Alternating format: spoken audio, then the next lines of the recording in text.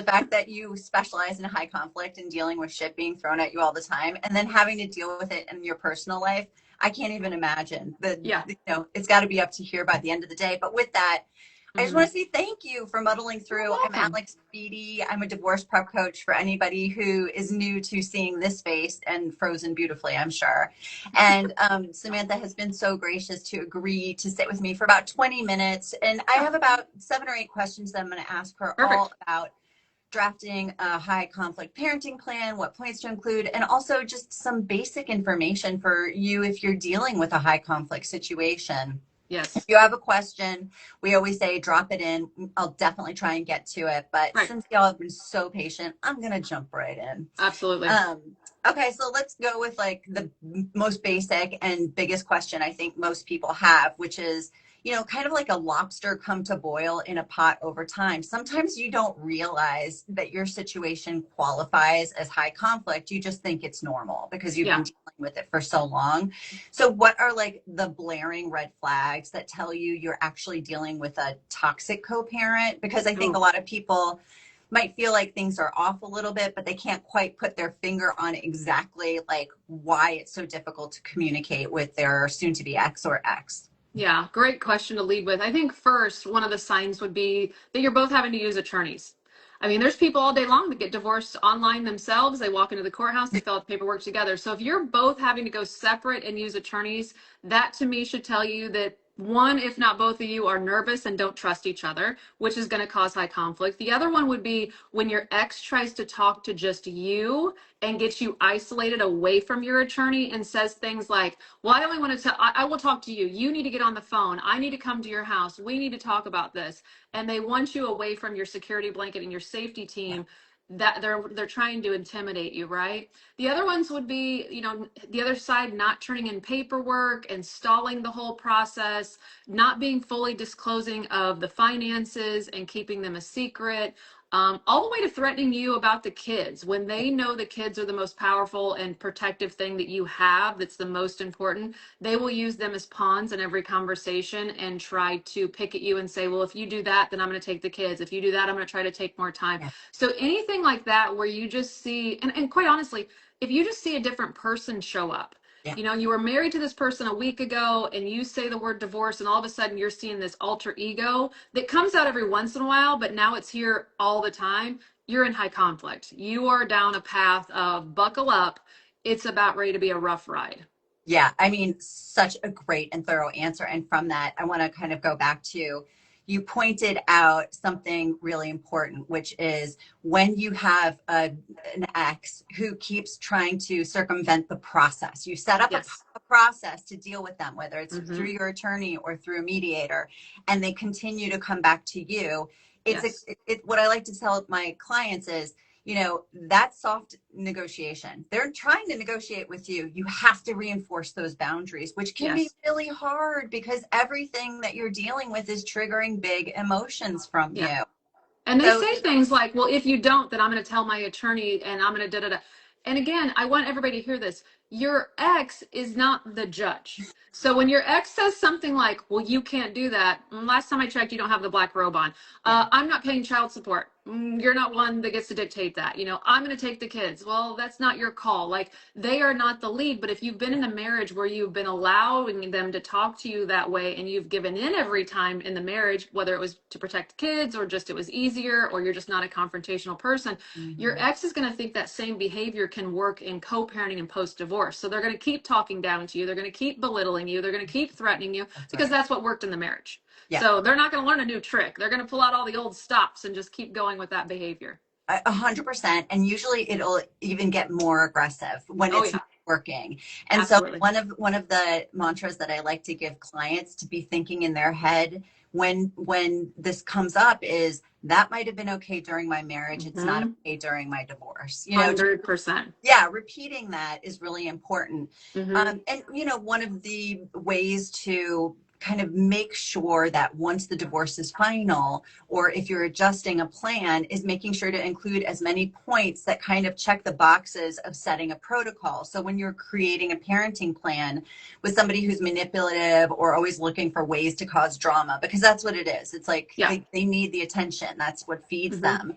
How detailed do you really need to get to protect yourself? Like, are we talking about specifically, getting down to the minute for pickup times and where is that going to be? Like, what is bulletproof? Because I don't want people like constantly having to go back Go back, and right. deal with the ex. What you want to do is look in the parenting plan. It's laid out. If it's a problem, we can go to court. Well, you brought up a really powerful statement. Every divorce, anybody that's listening here, if you have children, and I don't care if you were even married or not, you're separating, you're going to have a parenting plan. And if you were married, you're going to have a financial affidavit. You're going to have two items that you're going to walk away with. Of every divorce with children, we'll have two items at the end: the financial packet and the parenting plan. The financial packet is what you do with your assets and your debts, which Alex has a great spreadsheet checklist for you to go through and help with that. The other part is making sure that you have everything you need to have for your parenting plan, and that's my specialty. And I want you to understand, when she's talking in the question, she said, is there detail? Oh my gosh, is there detail? Because if you don't have detail, then that high conflict attitude is going to come into your co-parenting journey and tell you what's up. They're going to think that they're still the leader. They're going to still think they're the boss. So things to include. I'm going to just run through my top 5 real quick. Number 1, every time that you have your children, it should be accounted for. Wherever those children are, it should be accounted for with start times and end times. That's with your visitation, that's with your holidays, and that's with your vacation. Your time is the most precious thing you have with your children. So it should be laid out in stone: who's dropping off, who's picking up, where at, and what time. And that is non-negotiable for all of those things that I just said. The second thing would be decision making, which is the number one thing that people come back to right next to money. Is if we get stuck with joint decision making, we're screwed, because this is somebody that doesn't like me, hates me, wants me, not here anymore. And now I have joint decision making with them. This seems ridiculous. So where do we go into detail with that? We break down those 4 pillars of education, extracurricular, medical, and religion, and we go into subcategories and we make those decisions now while we're building our parenting plan. That way I don't have to keep talking with them. That way I can go on with my future and not have to engage with them, and I can stop going to court. Number 3, communication boundaries. You got to have rules and regulations about how can they contact you, when can they contact you, and how often, if at all, do I have to respond back. This needs to be laid out, especially for narcissists, because they will think that you have access and they have access to you 24/7. So if you have the kids, they're up your ass. If you don't have the kids, they're up your ass more, because they want to know what your single ass is doing, okay? Because they don't like that you've moved on and moved out. Number 4 is shared expenses. Again, right next to decision making, it's the second thing that most people go back for modifications is what are we splitting? Who's paying for it? When do I pay that person back? And what exactly am I paying for? It's not just education, extracurriculars. It could be other things, medical, that you have to include. So go into detail about expenses. And I'll just say, caveat, I'm also talking about this is in addition to child support. So child support is one category. All the extras are another. And then the last one, which I think is a really hill to die on, especially if you have younger kids, is extracurriculars, because extracurriculars affect your visitation time. So you really want to make sure you have clear detail about who can sign kids up for things, how are you paying for those things, who takes those kids to those things, and what things are they signing up for. School activities are different than outside in the community activities. My parenting time is different than our parenting time signups. So there's a lot of detail in there. My masterclass covers all 5 of those in explicit detail to get the ball rolling. When you ask me what does it need to include, I just want you to be educated. Just like you have checklists and things for people to have and ebooks for people to have, I do too, because I want you to go into it educated. I don't want you to miss up a meeting with your attorney when you could have been more educated for that meeting with your attorney, and no, because I think you have a checklist for even how to pick the best attorney. For me, along with Alex's checklist for how to find the best attorney, is also go into it already being well versed with what is a parenting plan. Mm-hmm.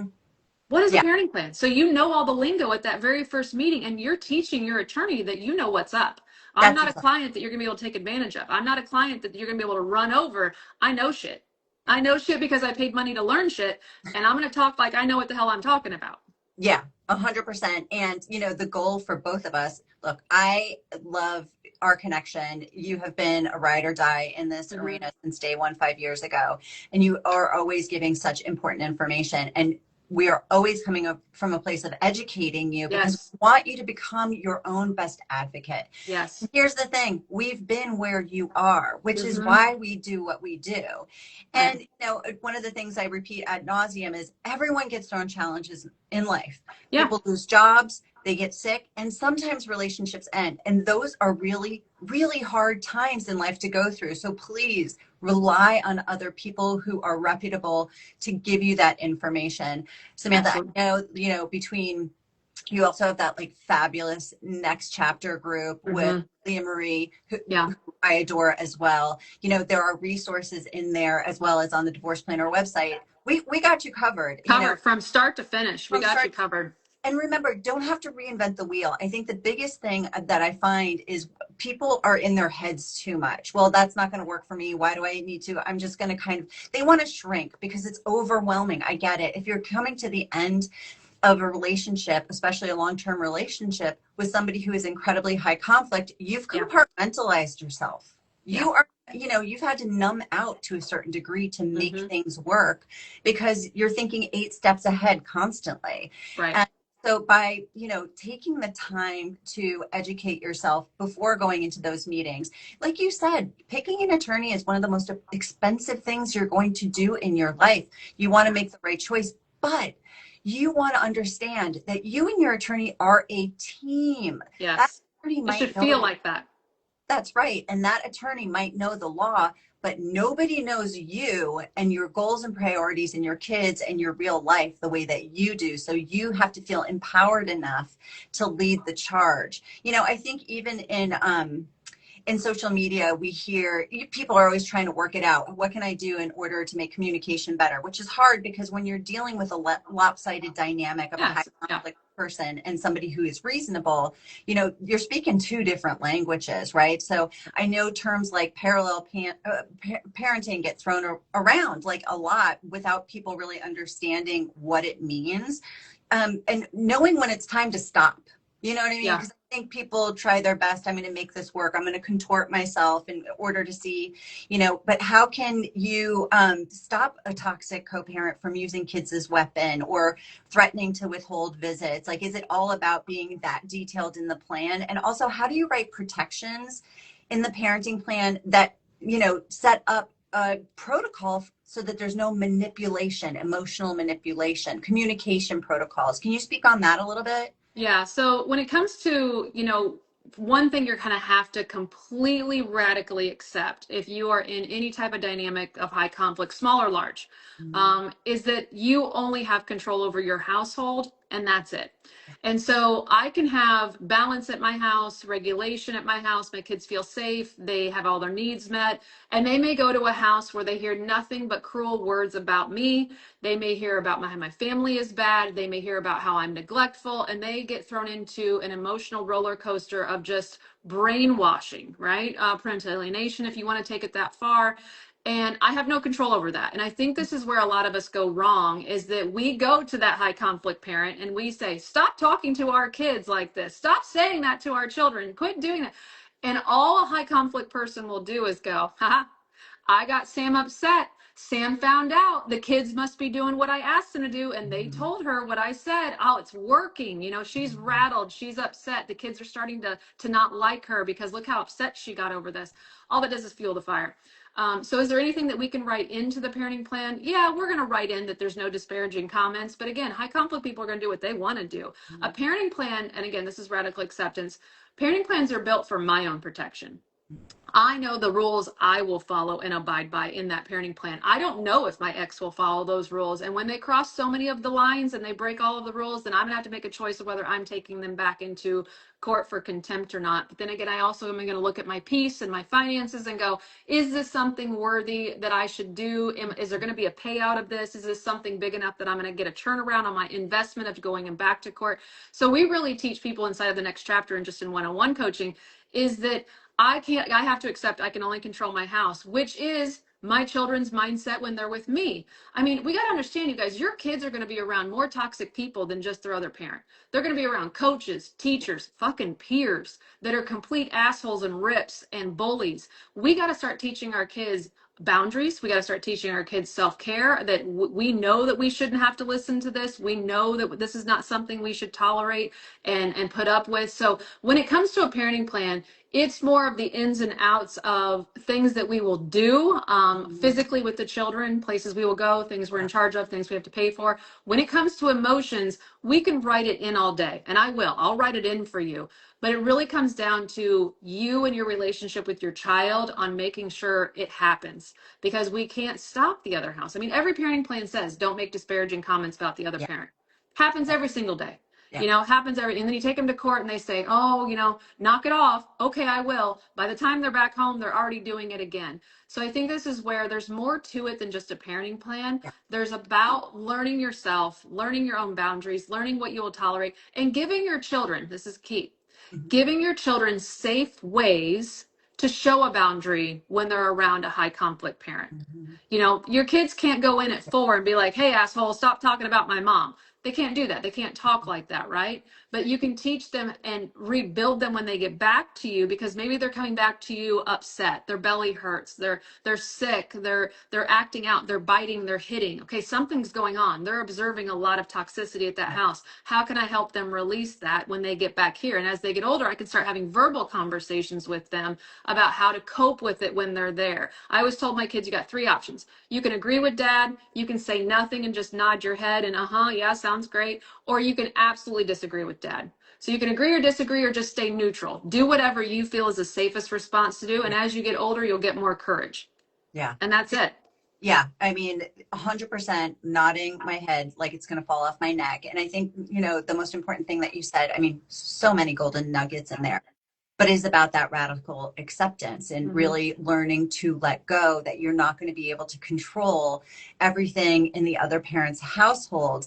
And on top of that, you are going to have kids, and it all changes depending on what age range they're in, Yes. how they're going to behave to show you that they are dealing with something Mm-hmm. extraordinary somewhere. So when Yeah. you're getting back kids from shared, different parents' time, and you've got that transition time, you're going to notice that it's rougher, right? You need Yep. to kind of take it with a grain of salt. And Don't if take it you're personally. Mm-hmm. 100%, if you're getting tantruming, if you're getting defiance, if you're getting, melting down for no reason, that's a part of the transition process. If they're coming from a different household where they're not feeling protected the way they're feeling at your house, I like to say you're getting it because you're the safe one. I'm sorry, Absolutely. the truth, Absolutely. because they can't behave that way in the other household.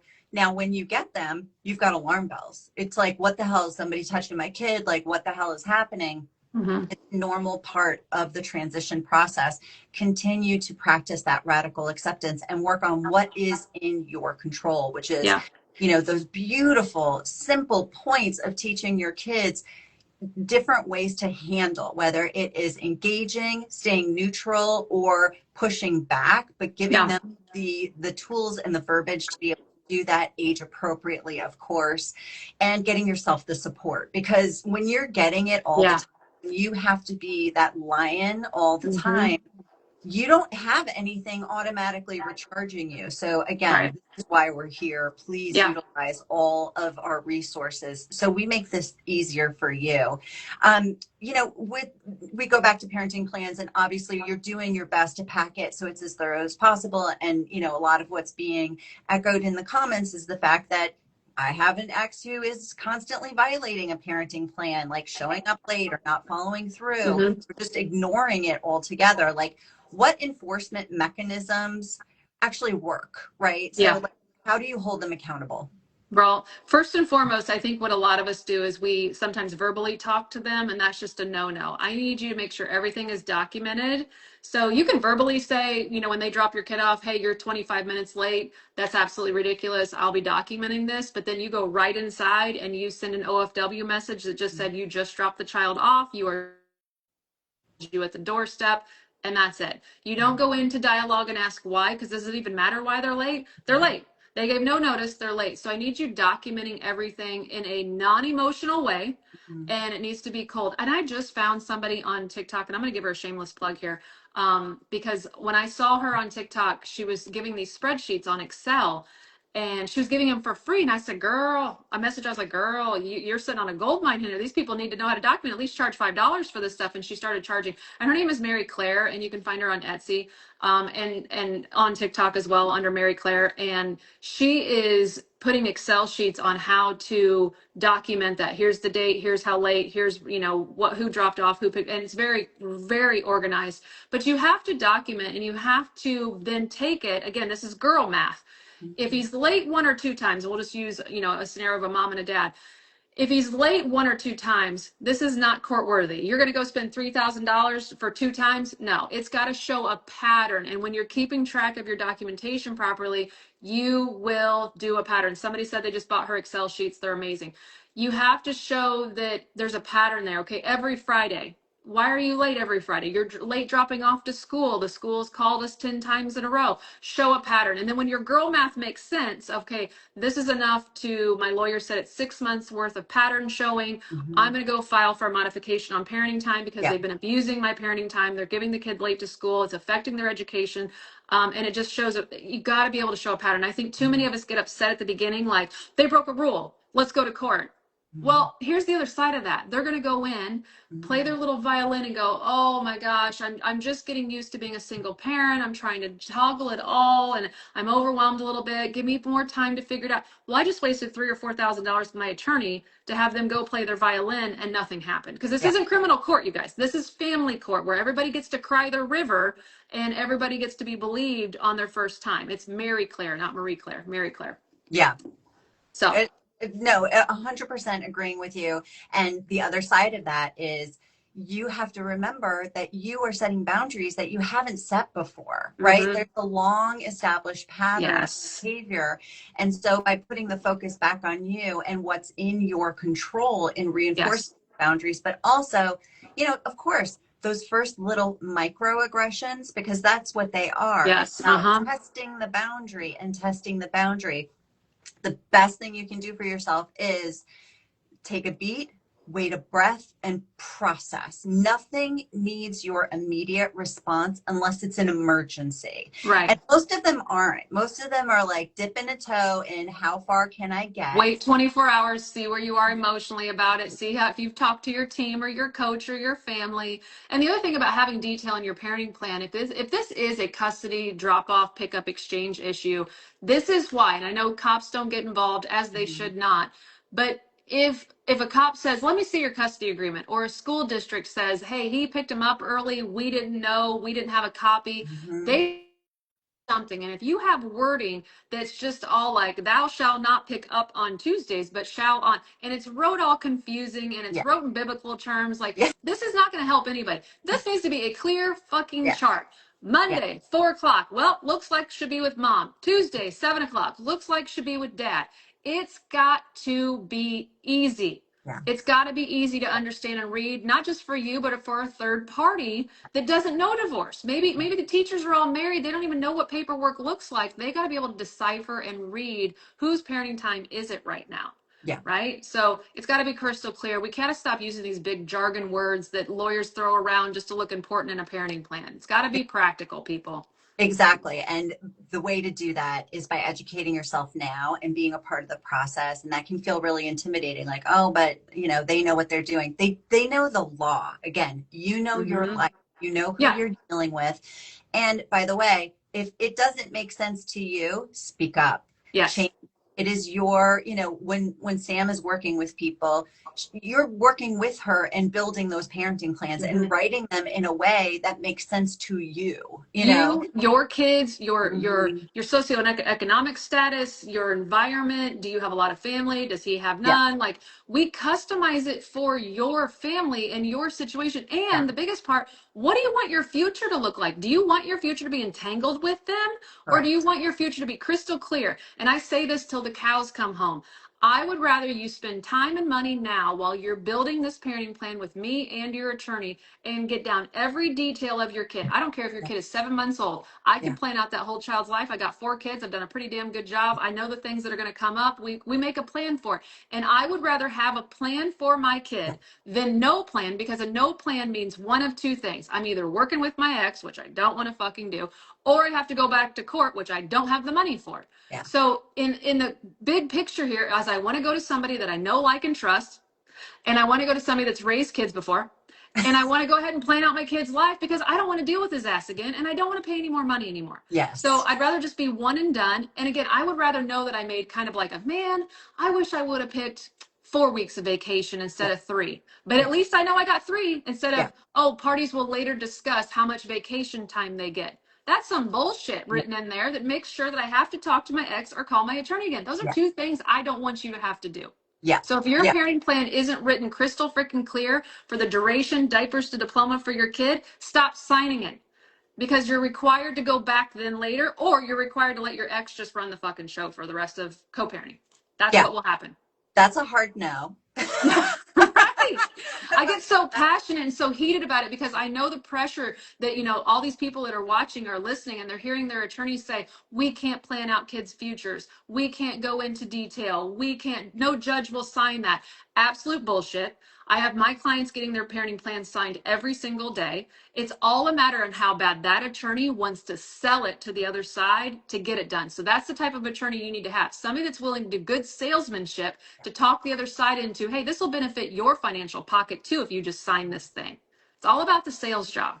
100%, which goes back to, you need to make sure you choose the right person to represent you. If you're just starting to think about the process, or you're blindsided by divorce, please head over to the Divorce Planner here on Instagram. Yes. Link my bio. I have a freebie, 24 questions to ask a divorce attorney or a mediator.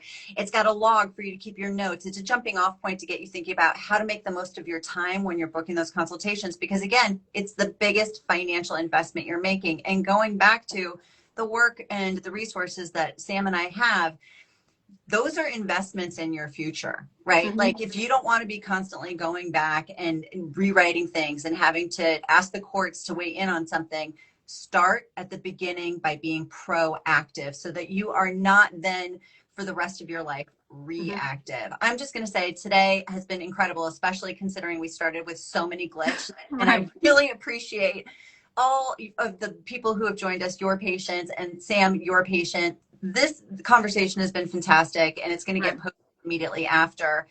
If anybody, wants to circle back with you and you're on my page, what's the best way to reach out to you, Sam? Yeah. And again, if, I know a lot of people are talking in the comment section. I want you to hear me. When you use Alex's attorney thing, use it thoroughly.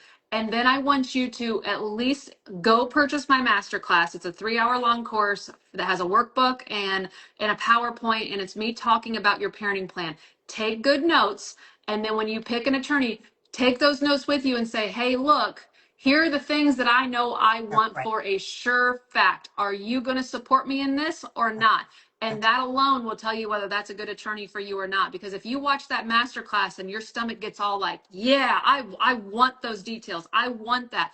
And that attorney says, no, we don't typically do that. That is not your attorney. So you Correct. have to be educated about what you're going to talk about in that interview, because attorneys make or break your case. They make or break your case. So it's so important to use Alex checklist. It's so important to use my masterclass, and you're good to go. At that point, you should be lighting a fire and being like, let's do this. I am well versed. I got a good team, and I have knowledge. You can't get anywhere without knowledge. You can't go into an appointment with an attorney and not have that checklist. You can't go into an appointment with an attorney and not know what right of first refusal is, or what your vacation wants to look like, or what your holidays. You have to know these things. Otherwise, just go ahead and go burn money in your front yard. Yeah, that's Just burn exactly it. right. Go That's burn money in 100. your front yard. You'll get a better show than what you will if you don't go into these meetings educated. So you can go to SamanthaBoss.com. SamanthaBoss.com. I'm sure Alex will have it somewhere. You guys Oh just my got to gosh. make sure Yes. you have knowledge. Follow me. You'll get a whole bunch of parenting plan stuff. Alex and I have been working together for a long time. Our fields are the same, but different categories. So this is women getting together, educating other women to make sure that you don't mess up. Alex and I both messed up And we thought, okay, we're better than this. We got to make sure no one does what we did because we did it wrong. That's, And then we made a business out of it yeah. to And educate. honestly, it brings me so much joy and purpose, this work. I love it. I love it. I love it. And to empower and make somebody else's journey easier is the name of the game. Right. Samantha, thank you so much for You're being so welcome. generous with your time today. And thank you to You're welcome. everybody who's joined us. This is going to be another conversation that I post on my blog under interviews. If you are new to my page, head over there. I've got a couple of conversations with Samantha from different topics, different years. Check it out. And thank you again. Hopefully You're I'll get to welcome. see you again soon. Yes. Have a great rest of your day. Thank you, everybody. Bye, everybody. Thanks, Bye. Alex.